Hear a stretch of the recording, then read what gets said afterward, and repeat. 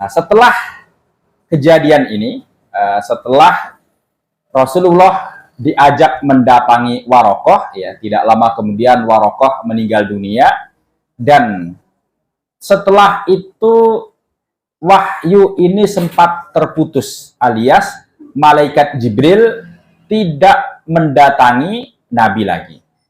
Berapa lama jeda antara wahyu pertama dengan wahyu kedua atau terputusnya wahyu ini? Bismillahirrahmanirrahim. Assalamualaikum warahmatullahi wabarakatuh. Alhamdulillah, nahmaduhu wa nasta'inuhu wa nastaghfiruh wa na'udzu billahi min syururi anfusina wa min sayyiati a'malina. May yahdihillahu fala mudhillalah wa may yudlilhu fala hadiyalah. Asyhadu an la ilaha illallah wahdahu la syarikalah wa asyhadu anna Muhammadan abduhu wa rasuluh. Allahumma shalli ala sayyidina Muhammad wa ala ali sayyidina Muhammad wa ala ashabihi ajma'in wa man tabi'ahu bi ihsani ila yaumiddin. Amma ba'du. Ma'asyiral muslimin, bapak-bapak, ibu-ibu, jamaah pengajian Masjid Nur Mirah yang dirahmati Allah Subhanahu wa taala. Alhamdulillah, kita panjatkan puji dan syukur kepada Allah atas segala nikmat yang telah dilimpahkan kepada kita semuanya, sehingga pada malam hari ini kita diberikan kesempatan untuk bisa bertemu kembali, melanjutkan kajian kita membahas sejarah perjuangan Rasulullah Shallallahu Alaihi Wasallam beserta dengan para sahabatnya ridwanullah alaihim ajmain. Kemudian salawat dan salam tidak lupa mari kita haturkan kepada suri teladan kita yang senantiasa kita harapkan syafaatnya kelak di hari kiamat, yaitu beliau baginda Rasulullah Muhammad Shallallahu Alaihi Wasallam beserta keluarganya, para sahabatnya dan seluruh umatnya yang senantiasa mengikuti ajaran beliau dengan baik hingga menjelang datangnya hari kiamat. Jamaah yang dirahmati Allah Subhanahu wa taala, terakhir kajian kita di bulan kemarin, saya tidak bisa hadir ke sini ya. Bulan September ya. Hari Senin keempat bulan September, kajian kita terakhir membahas tentang pelajaran yang bisa kita ambil dari turunnya wahyu yang pertama.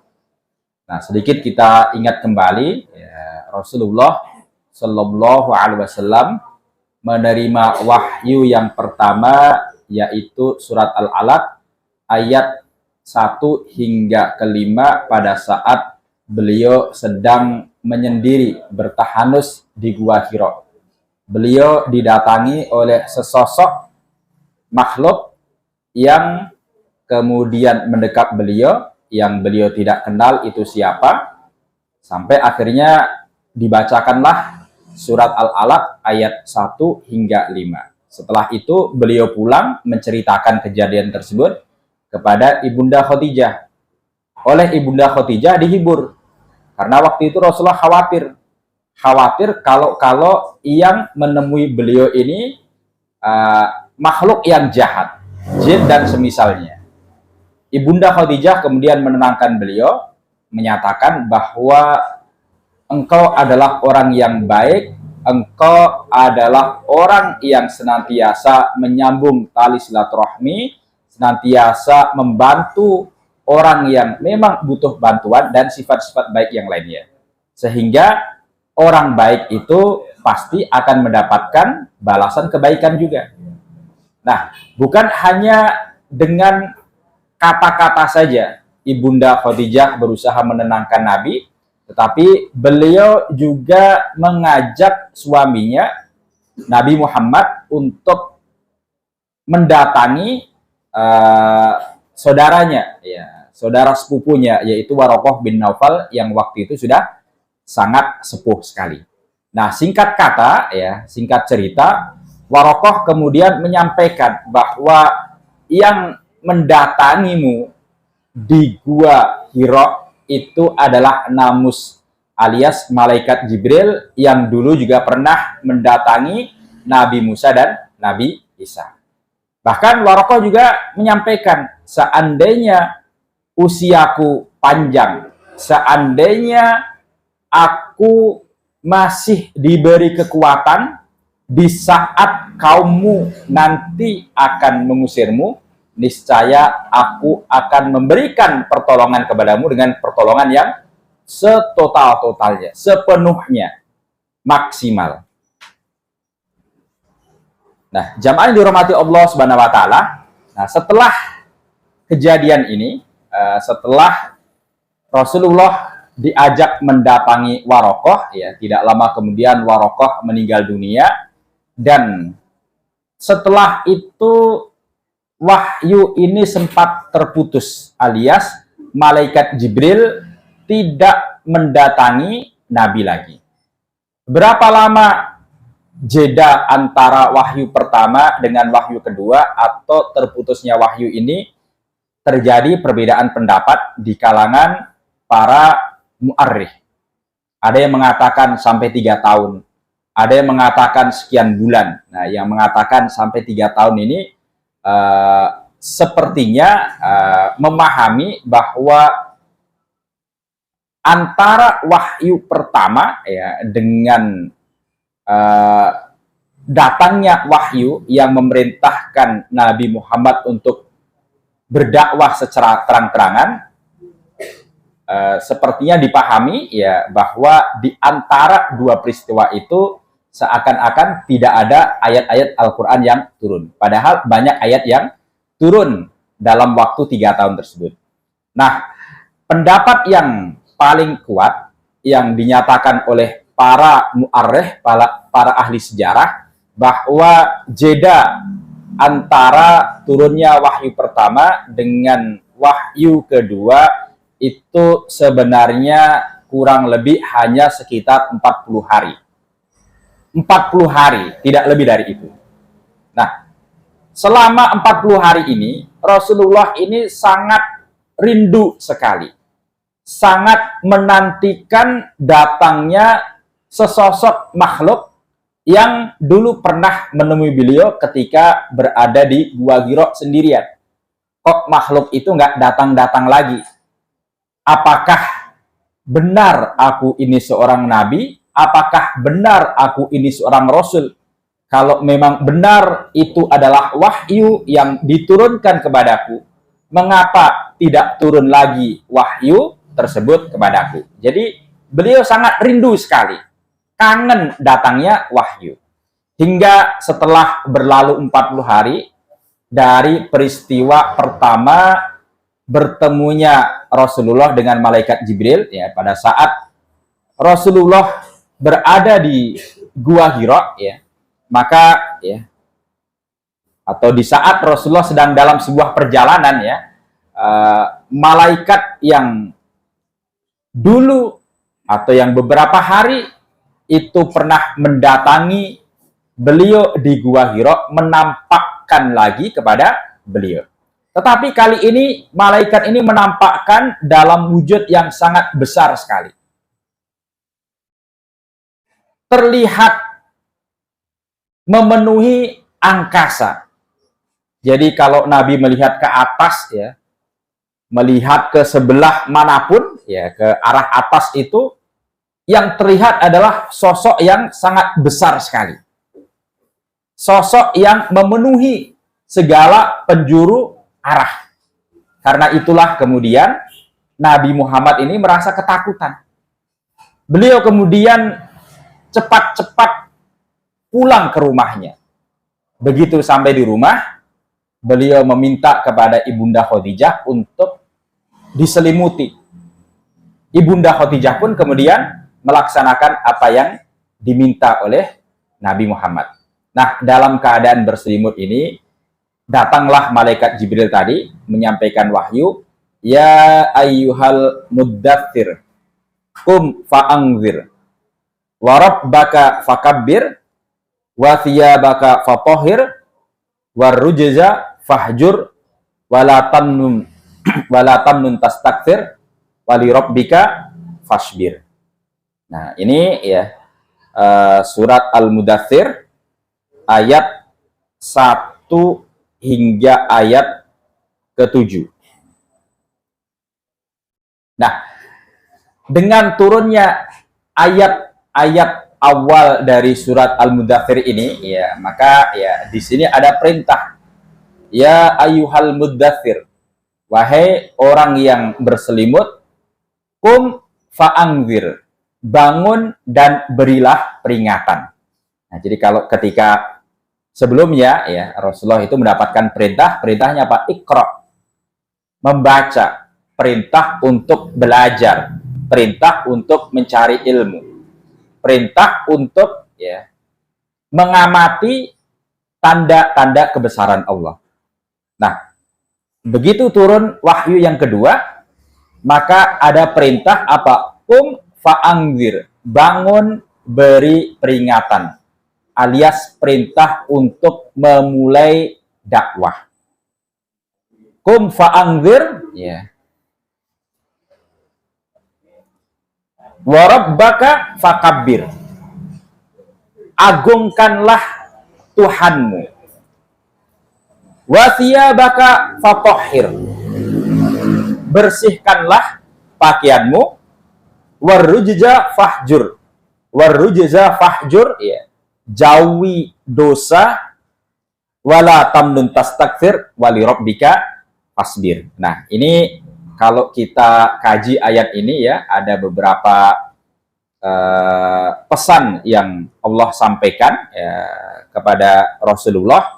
Nah, di awal turunnya ayat yang memerintahkan beliau untuk berdakwah ya, di antaranya ya setelah Allah menyampaikan fa'angzir, bangun beri peringatan, ya, wa rabbaka fakabbir, Allah sampaikan perintah berikutnya, ya, agungkanlah Tuhan, alias ya dekatkanlah dirimu dengan Allah Tuhanmu yang maha besar, beribadahlah kepada Allah yang maha besar. Nah, ibadah ini penting untuk menguatkan posisi seorang dai. Jadi Allah memerintahkan Nabi untuk berdakwah. Berdakwah bukan hanya semata-mata menyampaikan pesan-pesan agama ini, tetapi agar dakwah ini bisa dijalankan dengan benar, agar seorang dai itu mampu tegar di jalan dakwah, maka di sana harus ada bekal. Karena dakwah ini bukan pekerjaan yang ringan. Nah, jadi kalau pekerjaan berat ya tentu kita juga akan melakukan persiapan. Nah, jadi kita misalkan membawa barang ringan dengan membawa barang berat, itu cara membawanya tentu berbeda. Kita bawa misalkan satu piring ya, setelah makan tadi kita bawa satu piring ya, kita bawa dengan tangan satu pun bisa ya. Tetapi misalkan kita bawa 10 piring ya, nah, kita bawa 10 piring, tentu kita tidak cukup dengan tangan satu, dengan kedua tangan, bahkan kalau perlu didekatkan ke dada kita. Jalannya pun juga pelan-pelan. Kenapa? Karena berat bebannya. Kalau kita jalannya asal-asalan, bahkan pegangnya hanya satu tangan, maka ada kemungkinan besar beban yang berat itu akan jatuh. Jatuh kemudian pecah, hancur piringnya. Begitu juga dengan dakwah. Dakwah ini merupakan pekerjaan yang berat. Maka butuh persiapan yang cukup. Tidak bisa asal-asalan, yang penting jalan. Nah, di antara persiapan yang perlu dilakukan oleh seorang dai adalah persiapan ruhiyah. Allah sampaikan kepada Nabi Muhammad setelah memerintahkan fa'angzir wa rabbaka fakabbir. Nah, kemudian Allah juga sampaikan wa thiyabaka fatahhir, pakaianmu bersihkanlah. Ini artinya seorang dai itu mesti memperhatikan tampilan. Nah, tampilan ini penting ya. tampilan ini itulah yang akan menjadi kesan pertama bagi mat'u. Nah, jadi saya pernah ya 10 tahun yang lalu mengikuti kegiatan safari dakwah Ramadan di Kalimantan Timur, di satu tempat yang katanya sih rencananya sekarang mau jadi IKN, ya, ibu kota negara, Penajam Pasir Utara. Nah, jadi ketika saya berangkat itu ya saya tidak mendapatkan gambaran tempat dakwah nanti seperti apa di sana. Nah, begitu, jadi kalau dari Jawa waktu itu surat tugasnya ke Balikpapan. Nah, begitu sampai Balikpapan, ternyata ya Balikpapan itu yang akan menyalurkan kita. Di sana saya transit di kantor Dompet Duafa Republika. Setelah di briefing, kemudian diberitahu, ya, antum nanti tugasnya masih nyebrang naik kapal klotok, ya, kapal klotok, ya, nyebrang Teluk, ya. Akhirnya sampai di tempat saya berdakwah, ya, selama 1 bulan kurang lebih di bulan Ramadan itu, ya, ada satu ya kejadian yang sampai hari ini ya sulit saya lupakan.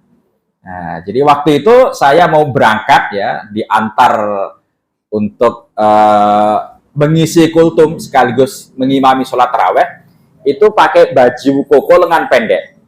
Nah, pakai sarung, pakai baju koko lengan pendek. Nah, oleh panitia ditegur, mohon maaf Pak, ya, ada baju koko yang lengan panjang apa tidak? Ada Pak, kenapa? Ya, mohon bajunya diganti yang lengan panjang. Karena kalau di sini masyarakat itu melihat ada ustadz tampil kok pakai baju lengan pendek meskipun itu baju koko, itu kesan pertama itu sudah ya nggak begitu simpati, ya, dianggapnya ustadznya ini nggak serius, ya. Oh begitu Pak, ya, padahal dalam pikiran saya kalau di Jawa itu biasa aja, ya, tidak menjadi masalah. Nah, jadi memang ya tampilan ini penting, ya, tampilan ini penting, ya. Jadi kalau di suatu tempat memang ya kita misalkan berdakwah, ya, saya ngisi kajian, ya, misalkan di masjid seperti ini, dengan misalkan suatu saat saya diminta ngisi kajian di kampus, ya, di hadapan para dosen, ya, ya tentu saya juga akan menyesuaikan tampilannya, ya. Kalau di masjid ya sebagaimana tampilan jamaah masjid. Nah, kalau di kampus ya sebagaimana tampilan orang yang ada di kampus. Nah, jadi ini penting, ya. Bukan hanya tampilannya saja, ya, tetapi juga menjaga kebersihan pakaian.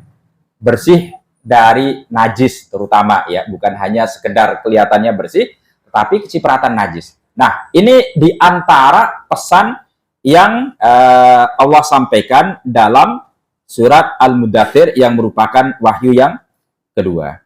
Nah, jamaah yang dirahmati Allah Subhanahu wa taala, ya.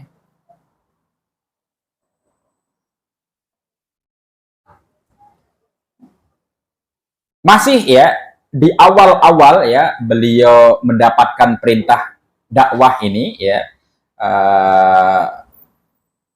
turunlah surat Ad-Duha, ya. Jadi ya Nabi Muhammad ini ya disebutkan dalam sebuah hadis, ya, Nabi Muhammad ini menunggu-nunggu turunnya wahyu. Namun malaikat Jibril tidak kunjung datang. Timbullah rasa cemas dan khawatir. Sampai-sampai istri beliau, bahkan sebagian pengikut beliau awal-awal, mereka bertanya, apakah barangkali Tuhanmu sudah marah kepadamu? Nah, setelah beberapa lama dalam penantian ini, datanglah malaikat Jibril menemui Rasulullah, kemudian turunlah wahyu, yaitu surat Ad-Duha, ya. Wad-duha wal-laili idza saja ma wadda'aka rabbuka wa ma qala walal akhiratu khairul laka minal ula, dan seterusnya. Nah, dengan turunnya surat Ad-Duha ini, lenyaplah segala gundah gulana, lenyap perasaan khawatir yang beberapa lama sempat menyelimuti Nabi Muhammad Sallallahu Alaihi Wasallam. Nah, bahkan ya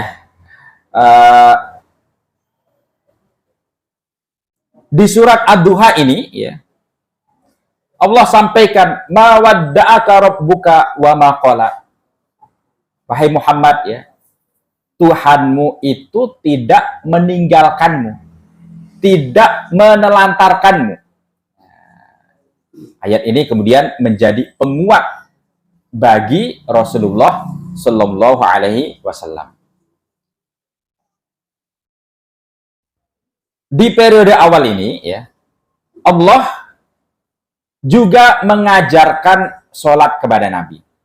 Jadi sholat ini merupakan ya perintah yang Allah turunkan sejak awal turunnya wahyu, atau sejak awal-awal Nabi diangkat sebagai Muhammad diangkat sebagai Nabi dan Rasul.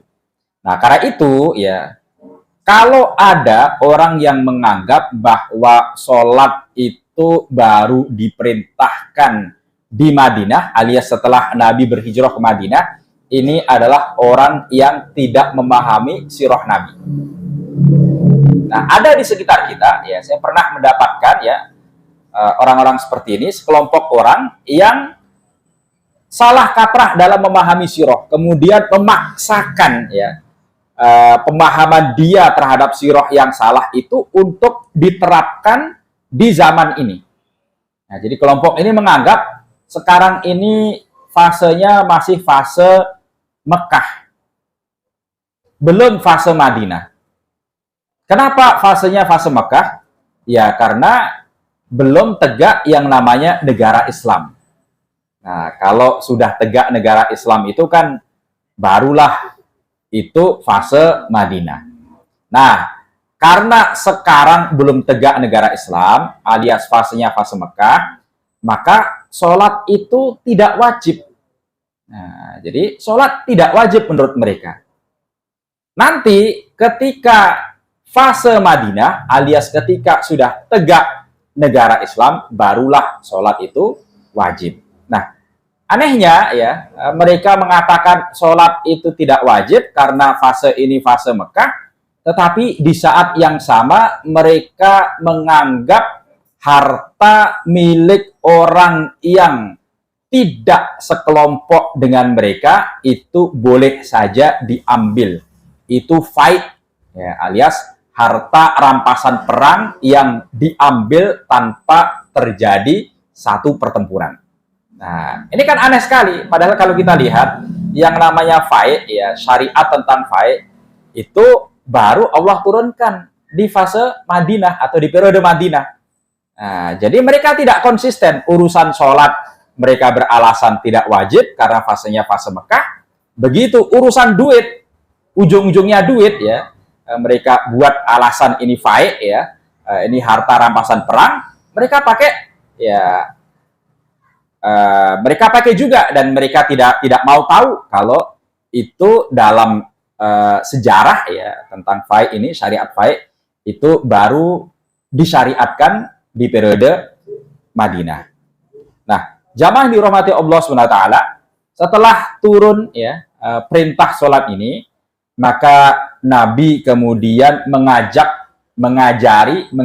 keluarganya untuk melaksanakan sholat. Jadi sholat ini ya dari awal beliau diangkat sebagai Nabi dan Rasul sampai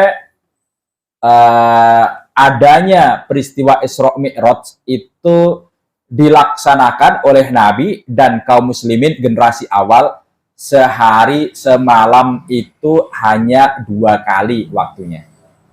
Masing-masing 2 rakaat.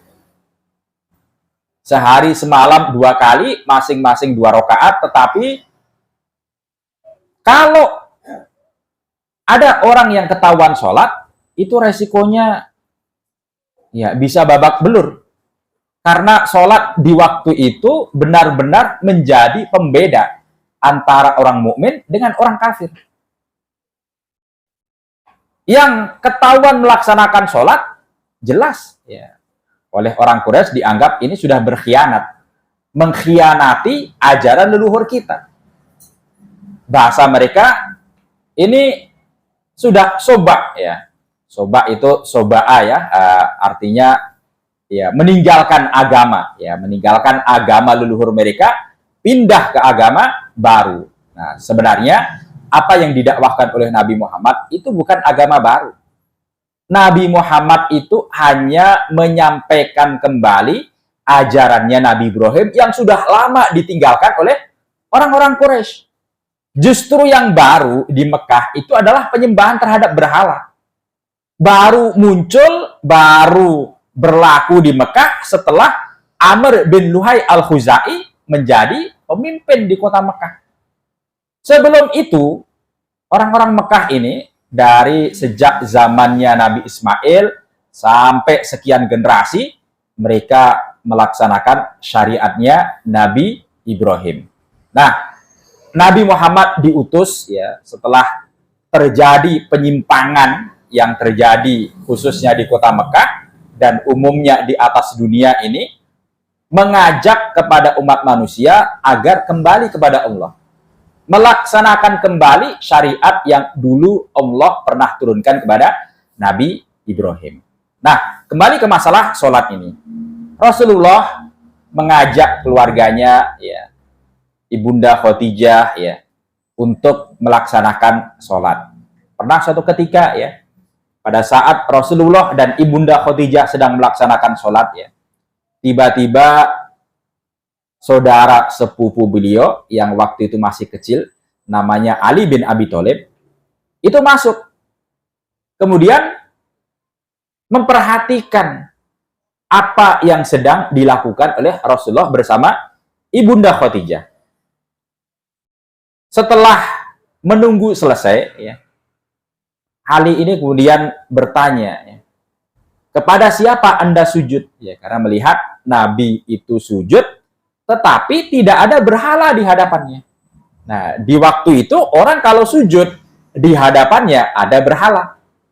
Nah, makanya ditanya oleh Ali, Anda ini sujud kepada siapa?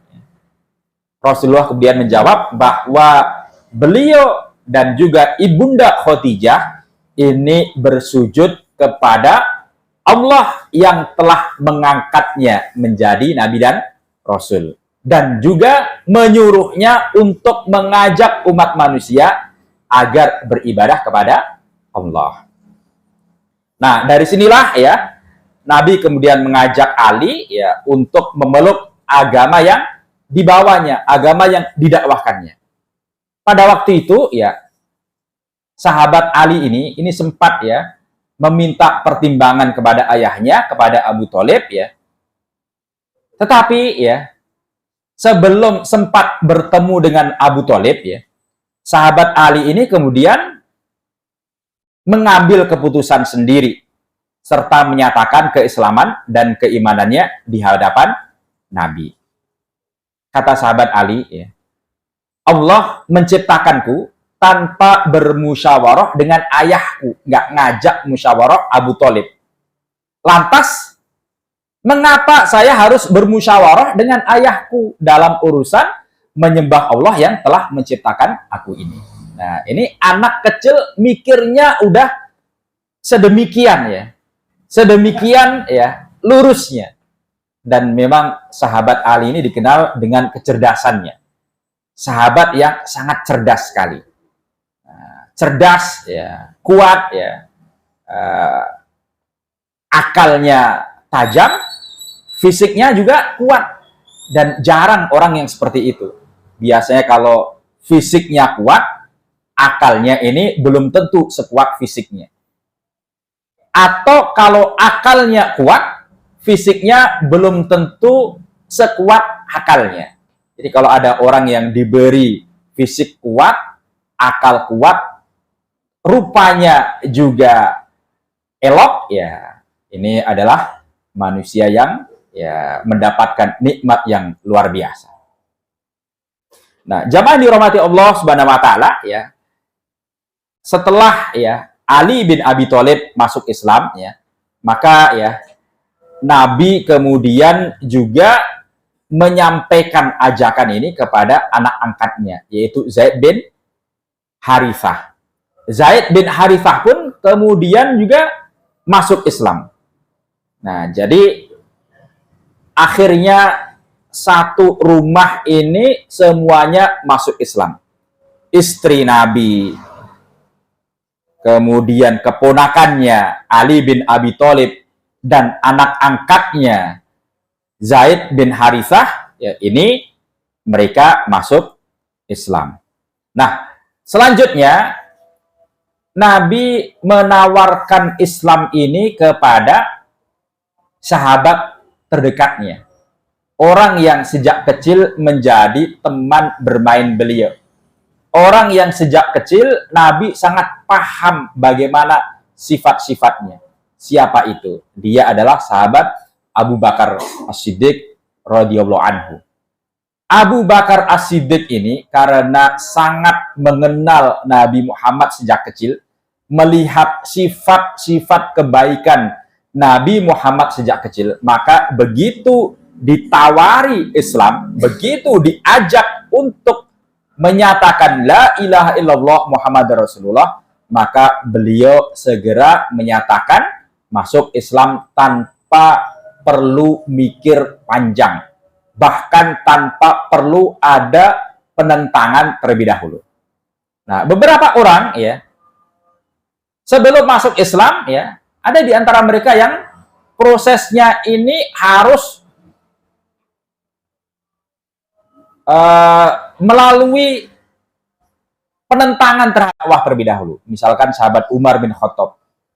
Umar bin Khattab ini ya, sebelum masuk Islam sempat menjadikan Nabi Muhammad dan kaum muslimin sebagai musuhnya. Meskipun akhirnya ya Allah memberikan hidayah kepada Umar bin Khattab. Nah, tetapi Abu Bakar ini memiliki keutamaan yang tidak dimiliki oleh Umar dan juga tidak dimiliki oleh sahabat yang lainnya. Apa keutamaannya? Keutamaannya adalah beliau ini bersegera dalam memenuhi kebaikan. Baik ya, kebaikan dalam arti beliau bersegera masuk Islam ketika diajak oleh Rasulullah, atau juga kebaikan dalam arti amal-amal lainnya yang beliau lakukan setelah menyatakan masuk Islam. Jadi pernah suatu ketika ya, pada saat Rasulullah berada di masjid ya, setelah selesai sholat subuh, beliau ini ya, Rasulullah ini bertanya ya, siapakah di antara kalian yang sudah memberi makan atau memberi bantuan kepada orang yang meminta-minta? Maka sahabat ada yang menyatakan begini, ya Rasulullah, ya, kami ini sejak selesai sholat subuh sampai saat ini duduk bersamamu, belum kemana-mana. Bagaimana bisa kami memberikan bantuan kepada fakir miskin, kepada peminta-minta? Maka tidak lama setelah itu, sahabat Abu Bakar mengatakan, ana ya Rasulullah, ya, saya ya Rasulullah, ya, saya tadi sudah memberikan bantuan kepada seorang pengemis. Pada saat saya berjalan dari rumah menuju masjid, dalam perjalanan itu saya ketemu dengan seorang pengemis. Maka saya berikan sebagian hartaku untuk membantu pengemis tadi. Kemudian Rasulullah tersenyum, dan setelah itu Rasulullah melanjutkan pertanyaannya kembali. Kata Rasulullah, siapakah di antara kalian yang hari ini sudah menjenguk saudaranya yang sakit? Lagi-lagi tidak ada sahabat yang mengangkat jari. Mereka mikir, ya gimana kita bisa menjenguk saudara yang sakit? Ya, kita masih ada di masjid, belum kemana-mana, belum menemui orang lain. Tetapi lagi-lagi sahabat Abu Bakar mengatakan, ana ya Rasulullah, ya, dalam perjalanan ke masjid tadi, sebelum sampai masjid, saya sempat melewati rumah fulan dan saya mendapatkan informasi kalau dia ini sedang sakit. Maka sekali jalan saya lewat di depan rumahnya itu sekaligus ziaratul marid, menjenguk orang sakit. Jadi waktu itu menjenguk orang sakit itu sebelum subuh ya. Nah, kalau sekarang ya, karena kita sering ya, masyarakat kita bangunnya kesiangan ya, ada orang dodok-dodok sebelum subuh, kadang kita malah curiga, ini siapa nih? Jam-jam segini ketuk-ketuk pintu, jangan-jangan begal ya. Nah, memang zaman sudah berubah, sudah berbeda ya. Maka dari itu kemudian Rasulullah menyampaikan, absyir ya Abu Bakar ya, bergembiralah wahai Abu Bakar ya, bergembiralah karena engkau akan mendapatkan pahala surga. Nah, ini sahabat Abu Bakar ini luar biasa. Nah, jamaah yang dirahmati Allah Subhanahu wa taala. Nah, peran Abu Bakar ya di awal sejarah dakwah Islam ini juga luar biasa. Abu Bakar inilah yang kemudian tidak menunggu lama, alias tidak harus nunggu diperintah oleh Rasulullah. Abu Bakar ini kemudian mendekati beberapa sahabatnya. Sahabat Utsman bin Affan radhiyallahu anhu. Kemudian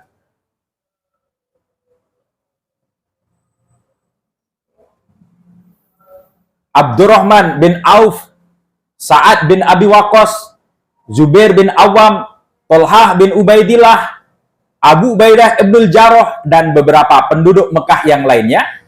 Ini mereka adalah orang-orang yang masuk Islam melalui dakwahnya Abu Bakar As-Siddiq radhiyallahu anhu. Nah, jadi Rasulullah ini sangat tepat sekali memilih kader yang produktif,